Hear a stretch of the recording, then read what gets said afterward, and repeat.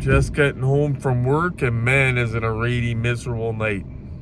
Man, do we got some stuff to talk about tonight.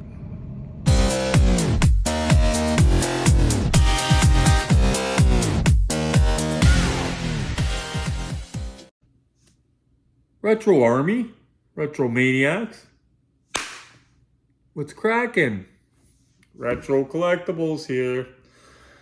I've got some news updates for you guys. First thing I gotta do is apologize to you guys because I was planning to try to do a live on Sunday, and there was a number of things that happened that did not allow me to do the live. So I apologize for that.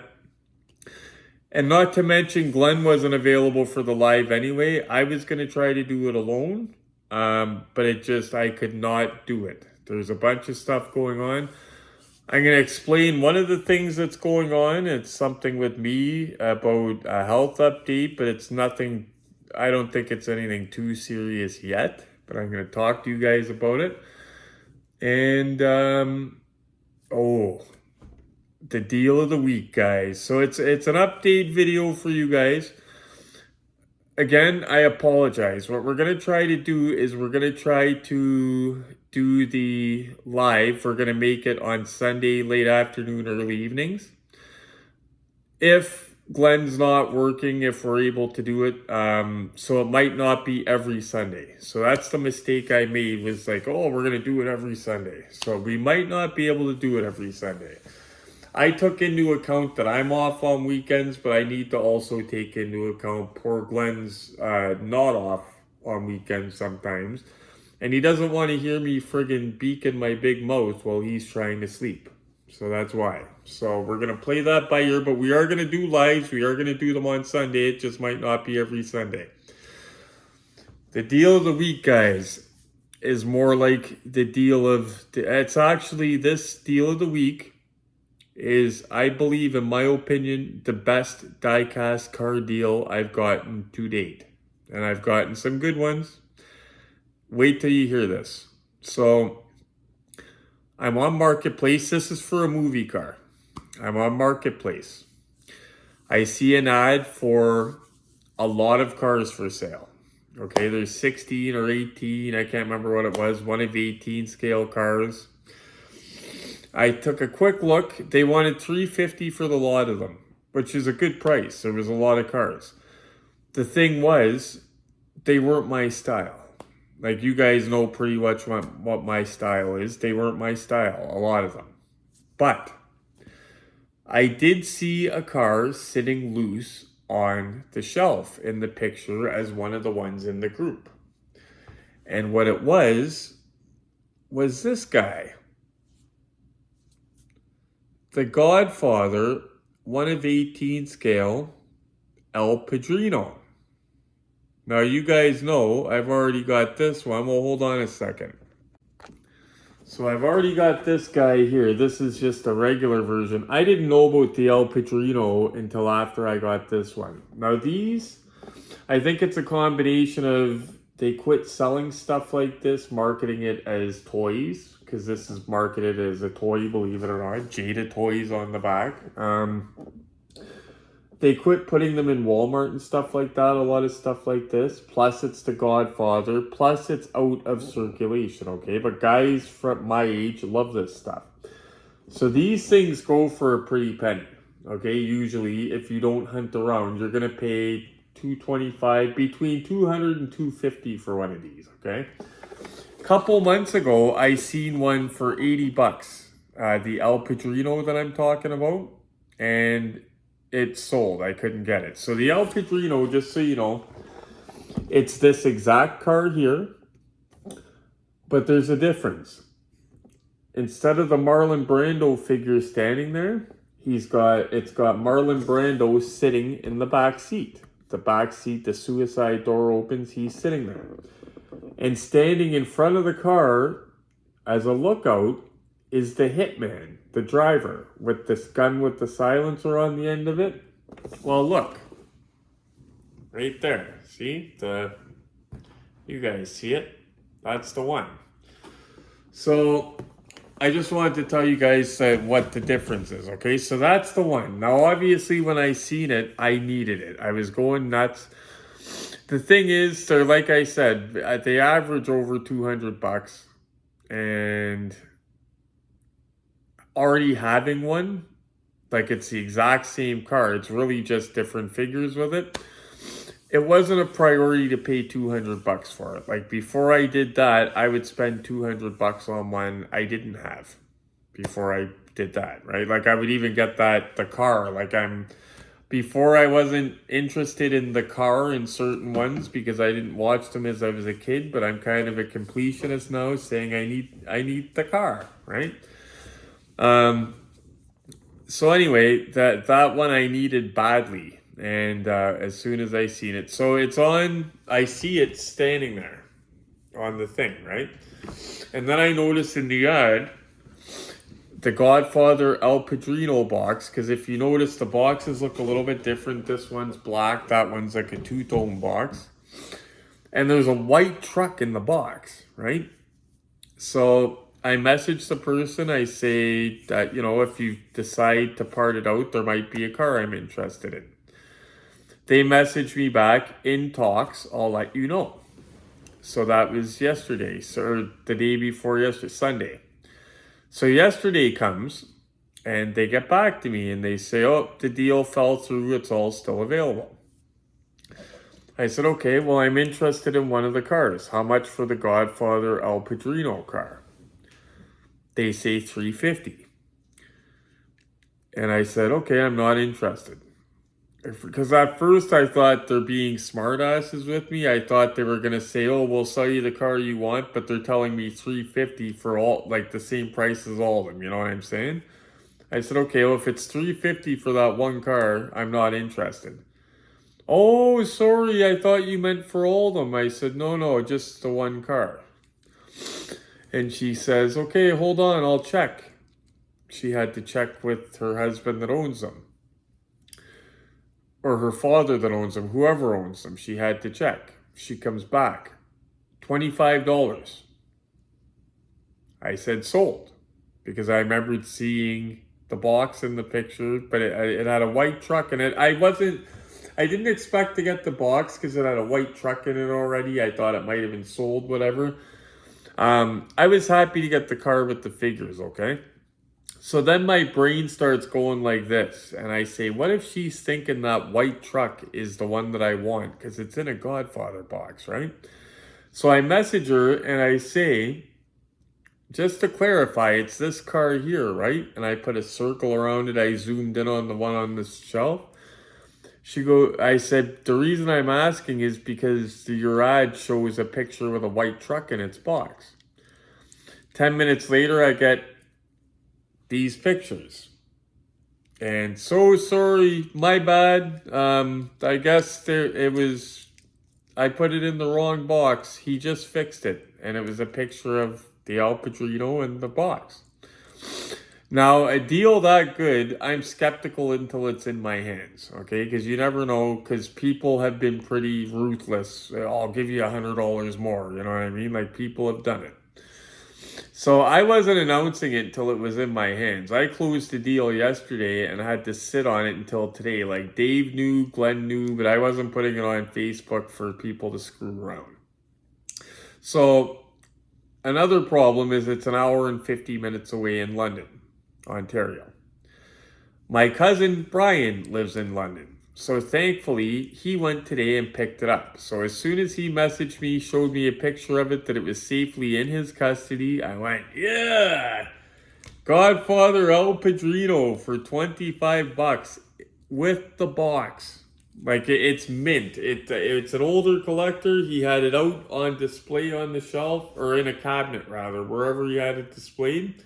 Mint condition, comes with a box. And like I said, I was not expecting the box. So to this date, I think that beats out my $100 silver screen General Lee, the $125 Dirty Mary Crazy Larry car sealed in the box I got Glenn, the $100 Auto Art Bullet in the box, Like, I think that deal is so crazy, it just beat out all those deals. And I couldn't wait to tell you guys. Um, yeah, so we're going to be doing an unboxing of that when I get it, obviously. If I don't get it this weekend, I'm going to go down next weekend to get it. We're going to be doing an unboxing for you guys in the next day or two. I'm not going to say what car it is because it's going to be a surprise, but we got something in the works. And one last thing before I go, I just want to let you guys know. So I've mentioned it in past videos that I've had. If you're a regular viewer, you might have caught this before. One sec, guys. I gotta get something to wipe my nose here. Sorry, guys. I'm back. So to refresh people that don't know, I don't have a spleen. Back in 2010, I had to have what's called a splenectomy. One day, this story is going to take a couple minutes because I'm going to start from the bottom. Back in 2010, I lived a lot different lifestyle. I was drinking a ton, and I was selling a ton of cocaine and doing a ton of cocaine. I was probably snorting a gram of coke a day back then. And I was not healthy mentally, physically, nothing. Okay? So one day I went to work, and I wasn't feeling good but I always didn't feel good because I was always partying all the time, right? But I went to work one day, and my friend Joe was standing out front, and he says to me, this was when I worked at a different job. He says to me, we're chatting, he goes, "Are you feeling okay?" I said, "I feel like shit, but we were partying the last couple days. Why?" He goes, "Well, you got no color." He goes, "Your lips are a different color." He goes, "I think you should go get checked out." And Joe being a little bit older than me, I respect his wisdom, right? So I said, you sure? And he said, "You don't look well, Neil." He said, "And it's not partying." He said, "Go to the Emerge and go get checked out." So this is kind of a funny story. I go to the Emerge, I wait there for 8 hours. I finally get in St. Joe's Hospital, 2010. It was bustling Friday night, I think. And finally I get in, they draw a bunch of my blood because I had bruises all over me, everything, right? They take a bunch of my blood out, and I wait a couple hours. They pull me in. They say, "Your lab results came back. You're healthy. You're good to go." I said, "Okay, well, I came in because I'm not feeling well. What's the problem?" "Well, according to your blood work, you're healthy." I said, "Okay, well, what about all these bruises?" The nurse says, "You're just bumping into things." I said, "I've got bruises on my back. Like, there's no way how am I bumping into things, walking into things with my back?" You know what I mean? So she got snippy with me and says, "Well, I just told you, sir, you're fine." And so I left. I start walking home. This is 2010. I don't have a car. At the time, I lived in a warehouse. Like, it looked like a warehouse from the outside, but it was a fancy loft apartment on the inside. Like, my front door was glass, and it said Visa on it. Like, you couldn't even tell I lived in there from the outside, right? But it was fancy inside. So I'm walking back there, and my phone, I had a cell phone, and it's going nuts, and it's a private number. And everybody knew that if you call me, you block your number, I'm not answering the phone. I don't care how much drugs you want to buy. I'm not answering, okay? So my phone's exploding. I'm not answering. Finally, I got frustrated. Power. Fuck yeah, right? So I get back to my place, and I had a phone with a landline. And I press answer. I have a bunch of messages. So I press. And the first one is my best friend, Kristen, Hoagie, I call her. And she's down as like a contact, emergency contact, and she's bawling her eyes out. And she says, "Neil, what's going on? The Hamilton police are looking for you. You have to go back to the hospital." And I'm just going, what the hell's going on, right? So the next message, "Neil, at St. Joe's Hospital, you have to call us immediately." The next message, "Neil, this is Hamilton police. You have to go back to St. Joe's Hospital. We're out looking for you." what the hell is going on? Like, I just walked back from there. What's going on? You know what I mean? Like, I just walked 40 minutes from there. Am I dying? So I call the hospital first thing and I say, this is Neil Donovan. What is going on over there? Like, what? Like, you guys are calling me off the hook. You called the police on me. What? I didn't do anything. Like, I didn't know what was going on, right? And it's the nurse that got snippy with me. And she says, Neil, I got to apologize, but hun, you have to come back here. I said, well, what's going on? She said, we misread your lab results. Please come back. And I said, I'm coming back. I said, I'm leaving. I'm going to walk. She said, don't walk. She said, we want you to call a cab or the police are going to drive you here. She said, we don't want you walking right now, walking on the streets. I said, okay, well, am I dying? What's going on? And she wouldn't tell me anything. She said, you got to get here. So I head right there. I call a cab. I'm a cheapskate, but I call the cab anyway. Call the cab. Cab comes and gets me. I go to St. Joe's Hospital. I don't even got to wait in the waiting room. Like, they come out, get me, bring me right into the back. And this nurse that was mean to me earlier is now upset. Like, she's crying. And I'm thinking, what is this? Like, I started thinking I was dreaming, hallucinating, because this was back when I would stay up for 3 days partying and think that a raccoon on my roof was a SWAT team gonna bust me, right? So I didn't know, I thought that it was just in my mind.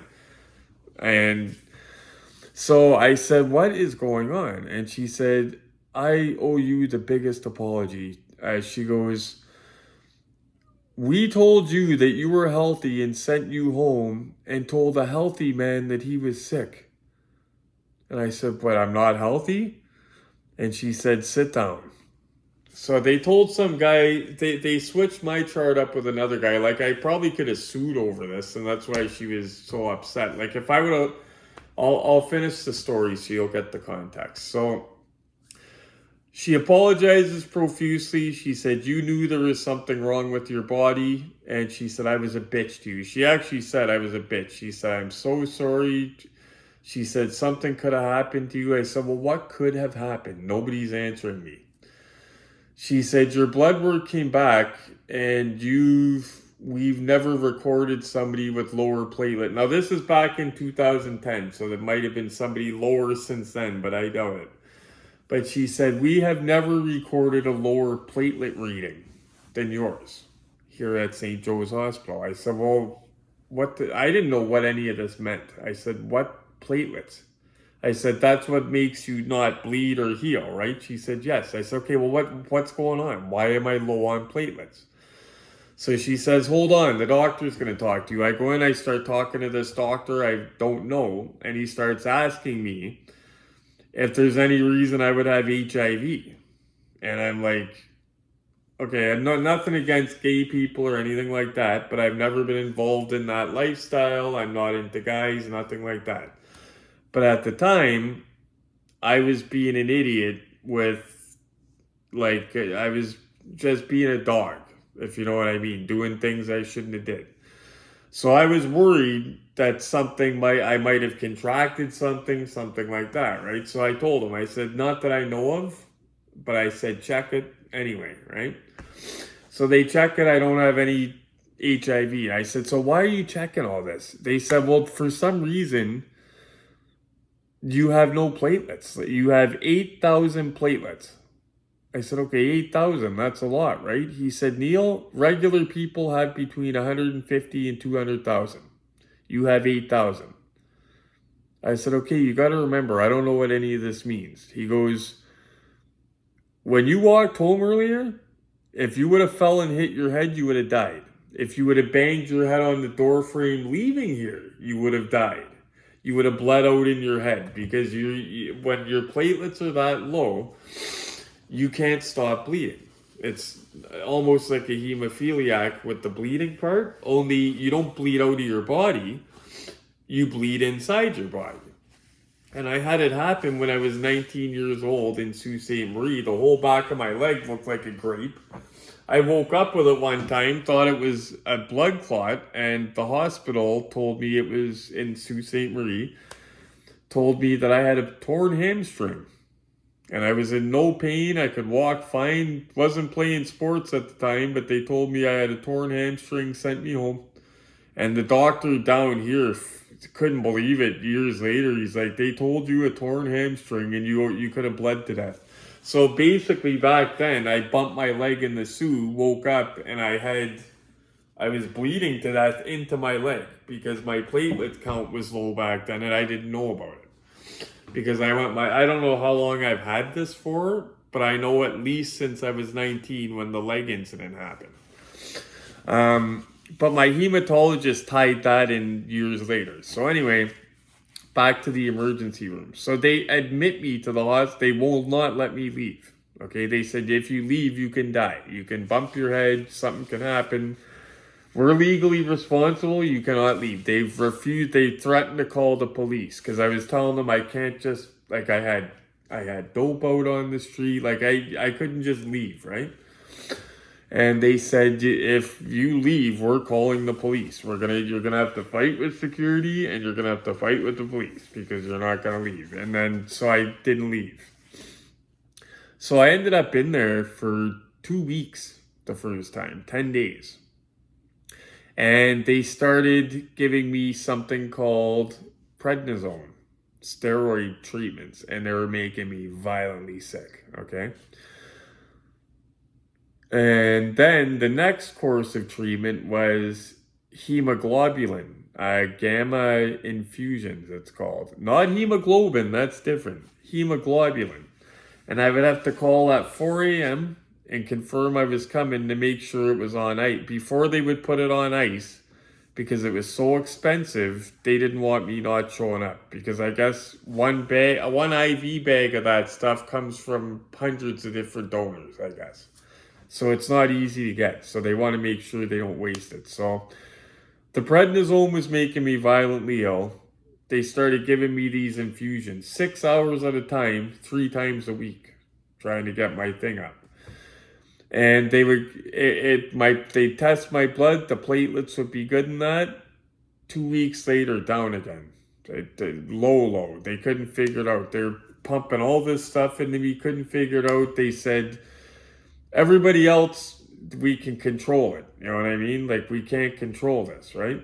So I am what they call a chronic case because they actually had to take my spleen out in 2010 to stop it. Okay, or I would have died. Like, I had a severe case of it. So they took my spleen out in 2010. Now, every year they test my blood, and my blood is fine. Technically, I'm supposed to wear a medical alert bracelet. Like when you see me in videos, I'm supposed to have a medical alert bracelet that says that I have ITP, because that's what it's called. When I first found out I had this, it affected 1 in 10,000. But I guess there's been a lot of research in the last 14 years since I was diagnosed. And now the numbers are 1 in 20,000. So it's pretty rare. And it's called ITP, idiopathic thrombosis pulmonaris. If you Google ITP, you can see what I'm talking about. But the idiopathic comes from, they don't know what causes it. That's where the idio part comes in. That's how it was explained to me by my hematologist, who saved my life. Dr. Powers was his name. He has since retired. Okay. So I almost died. I came very close. Hold on. I'll show you some pictures here. Okay. So check this out. That's my belly after surgery. They had to pump stuff into me to make sure that my blood was thick enough so I didn't bleed to death when they took my spleen out.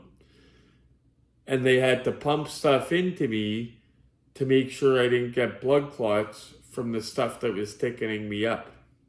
It was complicated, the surgery. They had to pull my spleen out through my belly button. make sure I didn't bleed to death when they were doing it. It was a real big thing. And I remember my platelets were so low that they were, because it was at St. Joe's Hospital. Every couple days, I would get a knock at the hospital door, and Neil, hey, and it'd be Dr. Powers, do you mind if I show these medical students? I'd say, no, go ahead. And he'd bring in 3 or 4 medical students. I'm not trying to sound, they're usually Asian. Asians are smart people, but a lot of them were Asian medical students. He'd bring them in, and he'd say, this is Mr. Donovan. He's the one I told you he was first admitted with 8,000 platelets. And you'd just hear, ooh, and they'd be looking at me, right? But it was a big deal at the time. But anyway, they pulled out my spleen, and I'm cured. Was cured for years. I never got the medical alert bracelet. I thought about getting a tattoo to show ITP. Never got it because I've never needed it. I stopped getting the bleeding teeth every time I brushed my teeth. That was another thing. All the telltale signs are gone, right? So then I noticed, since after my surgery, I've been back to work, and while I still get all my work done, I'm not the beast I used to be. I don't have the fire I did, right? And I talked to my friend Dave about it, and I said, I think I might be getting old. And I was upset about it. I said, it's not in me. Like, I can still do my job excellent, but I'm not the over-the-top animal I was, right? I thought that the injury took steam out of me. That wasn't going to come back. So, it makes sense now. So anyway, fast forward, I have an appointment, my once-a-year appointment to go get my blood work yesterday. I was going to cancel it, to be honest with you, because it was 8 o'clock in the morning and I had an afternoon shift. I woke up and said, oh, it's not for my needle. Screw it. It's only blood work. I'll go later. I was going to postpone it because I've had 13 clean blood works, right? So I go down and get the blood work. I'm in and out in no time. Now, this is a new hematologist. He's smart. I have confidence in him, but this man doesn't know me like the one that saved my life, okay? He doesn't know everything I've been through. Like Dr. Powers, like I didn't have to wait in a line. If I went in there and there was a problem, I'd walk up to the desk, say, I need to talk to Dr. Powers. They would go in the back and get him. Like I had a number to reach him. Yeah, so it was almost like an emergency situation all the time. So anyway, this guy is awesome so far. But he's never dealt with me with any of this. So they take 9 vials of my blood because I told them hammer it for everything. Iron, I want it hammered for it. So 9 vials of blood they took out of me. And I came back here and I was talking to Dave's mom for a few minutes. And as she was pulling out of the driveway, phone rings. And I look at the phone. And he told me before I left, he said, okay, I'll see you next year. Like he said, they even gave me the appointment for next year. He said, if you don't hear from me, you're good. See you next year. And then as she's pulling down the driveway to leave, my phone rings. And who do you think it was? It was him. And what do you think is back after 13 years? Sorry guys, I needed a breather and I don't have the mic plugged in because our little patch cord, we've misplaced it, but it'll turn up. So anyway, yeah, it wasn't good. I almost died from that back in 2010. Back then, they tried everything going. The last kick at the can was taking out my spleen. Like if the people that have ITP, if they have to take the spleen, they've got it chronically. Like they've got it chronically. And it's not going to go away. Strangely, okay, so My blood platelets are at 3,000. So I do have ITP again. It is active. I thought they kept saying it was in remission before. I said, bullshit, I don't got it. It's back. Now, obviously, I was concerned because 13 years ago, 14 years ago, I was told that the spleen being out is the last kick at the can. That's a problem because I've don't got a spleen to get rid of now, right? That's a problem. So luckily, there's a new drug that he told me to check if I have coverage for, and I do. Thank God, because it's $1,600 per prescription. Of course, the stuff that needs to keep you alive is $1,600 a month, right? But it's $1,600 a month, and it's actually a cancer drug. See, if you were to take, like, if you worked in, say, Life Labs, and I went in for blood work, and I wanted to play a joke on you, and didn't tell you that I had no spleen, and you did my blood, as soon as you look at my blood work, you think I'm sick. You think I have cancer or I'm sick and I need to get my butt to the doctor.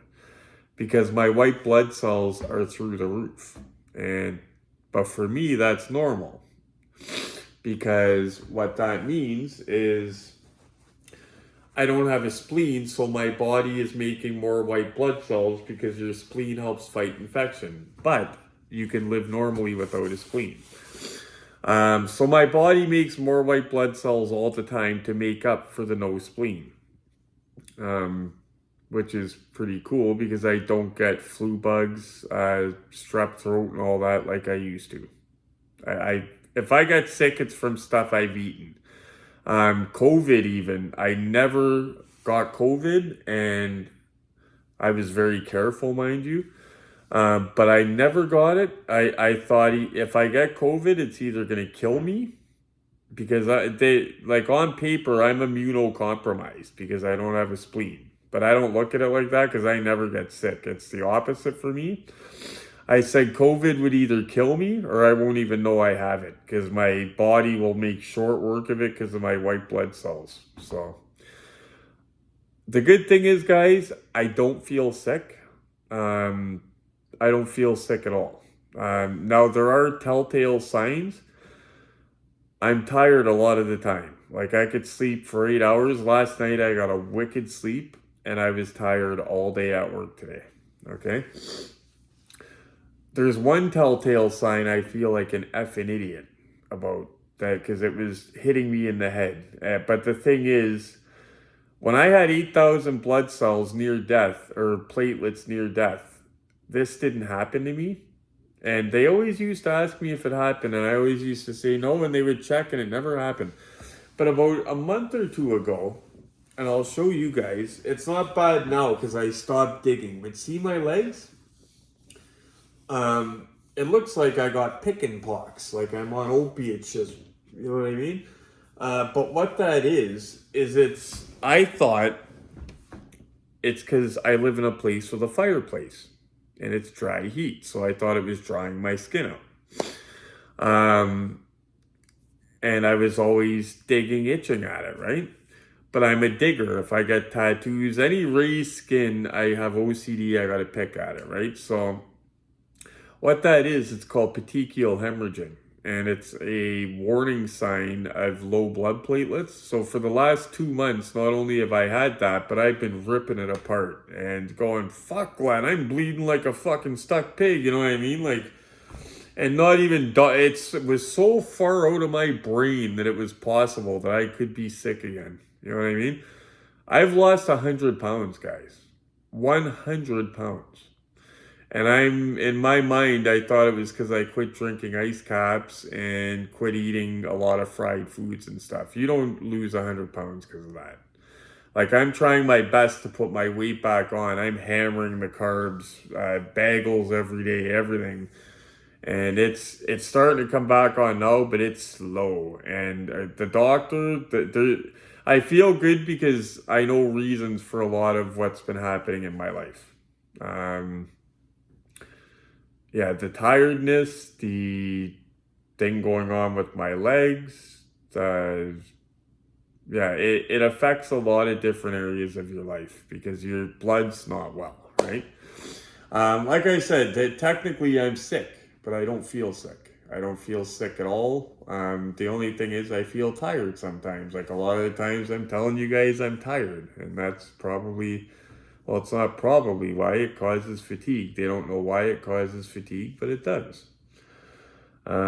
Luckily, I can still go to work and stuff. I just have to watch I don't bump myself or do anything. And I have to make my work aware because if I have an accident where I'm unconscious, I could be bleeding to death and they don't know. So they have to be able to give me something to stop it.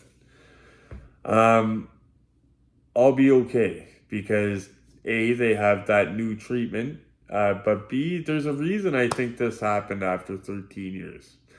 Dr. Powers told me one thing that could happen. He said that, believe it or not, when they take your spleen out, they could leave a tiny piece that can grow into a little bit of a bigger piece. It could start screwing with you again after the years, so I'm going to have them check for that. But also, I've read that it could happen if you have a viral infection or something traumatic happen to your body. Diane brought up to me the other day, I wonder if your surgery on your ankle didn't trigger this. And you know when me losing my zip at work, when that coincides with? My surgery. Like it's weird, 13 years go by, nothing happens, then all of a sudden. So I'm wondering if what happened was my body makes a bunch of white blood cells already, because it's got no spleen. It had shock because it went through a surgery where they're cutting me open, sawing my bones, like it was extensive, right? And my body says, whoa, he's in trouble, there's something going on. Send the white blood cells. Problem is I'm already flooded with them. Tilt. You know what I'm saying? Like the pinball machine tilt and then ITP again. Because my spleen's not eating my platelets, I don't got one. So I have a feeling, guys, what this is it's not a permanent thing. It's not going to be life-threatening like it was before. I think that it popped up. I could be wrong. I'm going to talk to my doctor about it. But I think my surgery triggered this. And I have a feeling that giving me a gamma injection like that wasn't working before will work now. Because I still have way more platelets than I had last time. I have 30,000. I had 8,000 when I was near death. 30,000 is not great, don't get me wrong. It's not healthy, not great, but I mean, it's not nearly what it was. Like I said, I think this is a temporary thing, and I think it was brought on by my surgery, and I think if the gamma injection doesn't fix it, this other treatment will. I'm not worried. I'm going to stay on top of it. What it is, guys, is I'm just shocked because I thought I was cured of that shit. Like, I never even out got a bracelet, you know what I mean? It's been good. And now it's back. So, time to kick its butt. And I'm also confident because I lead a lot healthier lifestyle now. I don't drink. I don't do hard drugs. I smoke pot like a fish. I smoke pot like a champ, but I don't do hard drugs. And I don't drink. And drinking is not good for the blood. And I'm not going out and getting into a fight with multiple people when the doctor tells me to be careful and getting my eye socket and cheekbone broken with a weightlifting bar. Like what happened last time. Yeah, that's a true story. Something happened, a girl got assaulted, so I jumped on the guy that did it. He got assaulted, and then he went and got a bunch of people and came back. He had like 6 guys with him, and like he had a whole house full of people with him and females with him. And they were walking down the street. He pointed me out, said, "Come on, let's go." And at that time of my life, I straight up didn't care if I lived or died. And I said, okay, because I was sick at the time. I had just went through a nasty separation with my daughter's mother, and I lost both my parents in a year. I wanted to die, okay? Like, so I didn't give a shit. They were coming. My friends were in the house. I literally didn't even wait for my friends to come out. I just charged at them, started attacking two of them. Next thing you know, weightlifting bar from the side by another guy. Broken cheekbone, broken eye socket. And then instead of going to emergency, I went home and did what you're not supposed to do with a concussion. And I slept for a week. So I'm really lucky I didn't die from that. I'm lucky I didn't have a brain hemorrhage from that. Yeah. So he's telling me to be careful and stuff like that's happening, and he snapped on me, but that wasn't my fault. I told him a girl was getting attacked, but he was like, dude, call the police. You know what I mean? Like, you're going to get killed. But yeah, don't get into fights if you have a bleeding disorder. But that wasn't intentional. But anyway, bottom line is, guys, this is something that it's not like it was years ago where it's life-threatening this time. This is a stutter step, and it's going to be something that I make short work of. I'm a lot healthier now, and I believe it was brought on by the surgery, and it's like a false thing. Like, I don't think it's bullshit that it's not there. I believe it's there, but I believe it's not a temporary thing, if that makes sense, or a permanent thing, if that makes sense. Anyway, guys, I'm going to go get some grub into me now because I'm starving. I came in the house starving, and I said I want to touch base with the Retro Army first. So anyway, guys, thank you so much for watching. One update before I go. The Boston Ranger 1970, if you are watching this, you texted me the other day. I didn't text you back. I apologize for that. I've got obviously a bunch of stuff going on. Your order, your invoice, everything looks okay for the car. I did message them today by email because usually I thought I would get a tracking number by now. I messaged them today by email and asked about tracking. I just say, hey, how's it going? I just wanted to see about order number, your number, and if I can possibly get tracking. And I checked an hour ago, they hadn't got back to me yet, but I will update you with that as soon as they do. But I'm on it, buddy, don't worry. And I apologize I didn't return your text. I've just been dealing with a whole I'm in shock over this. I'm sorry, guys, I'm in shock over it. Anyway, thank you so much for watching. You gotta watch it. Don't trust it. Just kidding, guys. Thank you so much for watching. Please like, subscribe, and share, guys. And as always, happy hunting.